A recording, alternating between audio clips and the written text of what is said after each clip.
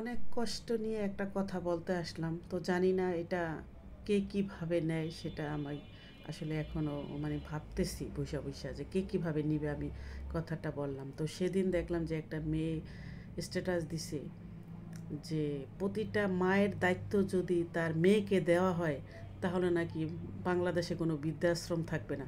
তো এই কথাটা বলার পরে একটা ছেলে সেখানে কমেন্ট করছে যে প্রতিটা মেয়ে যদি শাশুড়িকে মায়ের মতো ভালো জানতো তাহলে এই জগতে কোনো বৃদ্ধাশ্রম থাকতো না। এখন আপনারাই বলেন আমি কোনটাকে কোনভাবে নিব? মেয়েটার কথা রাইট নাকি ছেলেদের কথা রাইট? কোনটা? ছেলেদেরটা তা মেয়েদেরটা? তা আসলে অরিজিনাল কিন্তু কোনো ছেলের কারণে বাবা মা বৃদ্ধাশ্রমে যায় না, কোনো মেয়ের কারণে বাবা মা বৃদ্ধাশ্রমে যায় না, একটা বউয়ের কারণে বাবা মা বৃদ্ধাশ্রমে যায়। আর হাজারো ছেলে আছে যে বউয়ে ডিভোর্স দিয়ে দিবে এই ভয়ে তার অন্যায়গুলা তারা স্বীকার করে তারা সংসার বাঁচানোর জন্য সংসার করে যাইতেছে।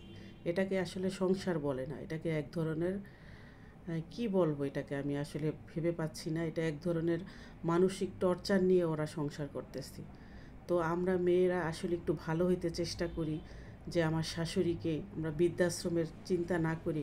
আমার মা যদি আমার কাছে থাকলে বৃদ্ধাশ্রম বাংলাদেশে থাকবে না, তো আমার শাশুড়িকেও তো আমি সেভাবেই দেখতে পারি যে আমার শাশুড়িকে যদি আমি মায়ের মতো স্নেহ করি, ভালোবাসি, তাহলে বৃদ্ধাশ্রম থাকবে না।